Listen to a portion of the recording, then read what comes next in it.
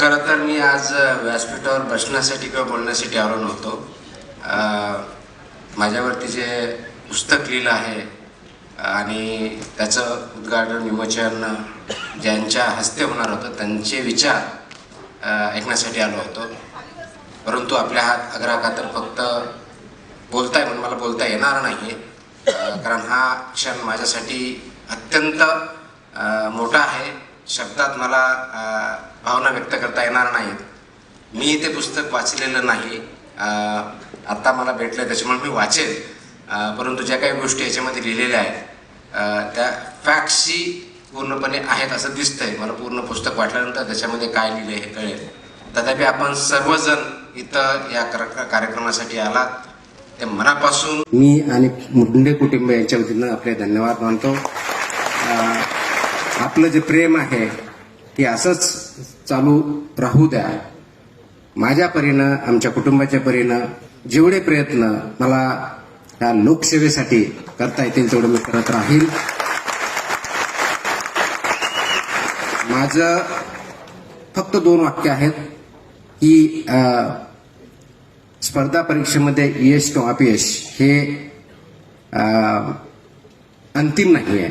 स्पर्धा परीक्षा किंवा पद हे फक्त माध्यम आहे आणि स्पर्धा परीक्षेची जो तयारी करतो तो कधीच फेल होत नाही. त्याचं कारण असं आहे, स्पर्धा करताना ती दुसऱ्याची करायची नसते, स्वतःच्या आजची स्पर्धा करून उद्या आपल्यापेक्षा बेटर माणूस बनायचा असं त्यासाठी असतं. त्याच्यामुळे आपण त्याच्यातून शिकून एक चांगला माणूस, एक चांगला समाजातला घटक आणि स्वतः कुटुंबाप्रती आणि समाजाप्रती असलेली भावना व्यक्त करण्यासाठी आपण बेटर जर झालं तर समाज उच्च लेवलला जायला जास्त वेळ लागणार नाही. त्यासाठी आपण सर्वांनी प्रयत्न करावेत.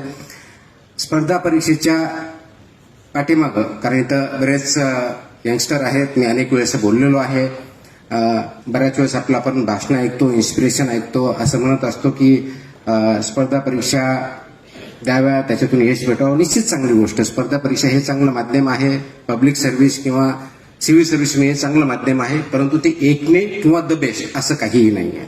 आपण शिक्षक असाल, आपण शेतकरी असाल, आपण उद्योजक असाल, आपण एंटरटेनर किंवा अभिनेता असाल, राजकारणी असाल, कोणत्याही क्षेत्रामध्ये जा, फक्त बेस्ट पॉसिबल काम करा. आणि ज्यावेळेस मी बेस्ट पॉसिबल म्हणतो त्यावेळेस सर्वात महत्त्वाचं माझ्या दृष्टिकोनातून जर कोणता भाग असेल तर तो नैतिक या दृष्टिकोनातून उत्तम राहील. तर नैतिकता आपल्या वागण्यात आचरणात नसेल तर आपण आतून खोकला असतो, तो आतून खोकला होऊ नका. आणि म्हणूनच समाजाला पुढे जर न्यायचं असेल तर प्रत्येकाने हा जो आतला खोकला आहे तो थांबवला पाहिजे. आणि जे जे समाजामध्ये चांगलं घडतंय त्यासाठी एकत्र येऊन आपण पुढे जाऊया एवढी अपेक्षा करतो. नमस्कार.